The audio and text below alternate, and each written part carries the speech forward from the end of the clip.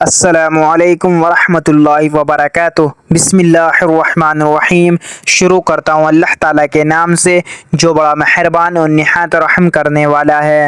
حدیث عبداللہ بن مسعود رضی اللہ عنہ کہتے ہیں کہ میں نے نبی کریم صلی اللہ علیہ وسلم کو فرماتے ہوئے سنا، اللہ تعالیٰ اس شخص کو تر و تازہ اور خوش رکھے جس نے مجھ سے کوئی بات سنی، پھر اس نے اسے جیسا مجھ سے سنا تھا اسے ہو بہو دوسروں تک پہنچا دیا۔ حضرت جابر رضی اللہ عنہ بیان کرتے ہیں، رسول اللہ صلی اللہ علیہ وسلم نے فرمایا، جنتی جنت میں کھائیں گے پئیں گے لیکن وہ تھوکیں گے نہیں، انہیں بول و براز کی حاجت ہوگی اور نہ ہی ان کی ناک سے علائش نکلے گی۔ صحابہ نے عرض کیا تو پھر کھانا کدھر جائے گا؟ فرمایا ڈکار اور پسینہ کستور کی طرح ہوگا، وہ اس طرح آسانی اور تسلسل کے ساتھ تسبیح و تحمید کریں گے جس طرح تم سانس لیتے ہو۔ حضرت ابو سعید خدری رضی اللہ عنہ سے مروی ہے کہ رسول اللہ صلی اللہ علیہ وسلم نے فرمایا، جب کوئی شخص مسلمان ہو جائے اور اچھا مسلمان بن جائے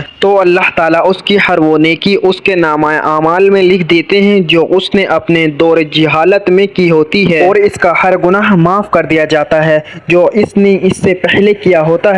پھر اس کے بعد اس کو اس کے اعمال کا بدلہ ملے گا، نیکی کا ثواب 10 گناہ سے 700 گناہ تک ہوگا اور برائی کا بدلہ برائی کے برابر ہی ہوگا، ہاں اللہ تعالیٰ چاہیں تو اسے بھی معاف فرما دیں۔ حضرت انس رضی اللہ عنہ سے روایت ہے کہ رسول اللہ صلی اللہ علیہ وسلم نے فرمایا، تم میں سے کوئی شخص صاحب ایمان نہیں ہو سکتا حتیٰ کہ میں اسے، اس کی اولاد، ماں باپ اور سب لوگوں سے زیادہ پیارا نہ ہو جاؤں۔ رسول اللہ صلی اللہ علیہ وسلم نے ارشاد فرمایا، اللہ تعالیٰ اس شخص کے چہرے کو تر و تازہ رکھے جس نے میری حدیث کو سنا، اسے یاد کیا اور اس کی حفاظت کی اور اسے آگے بیان کیا۔ اللہ تعالیٰ ہم سب کو ان پیاری احادیث مبارکہ پر عمل کرنے اور اپنی زندگیوں کو سنوارنے کی توفیق عطا فرمائے، آمین۔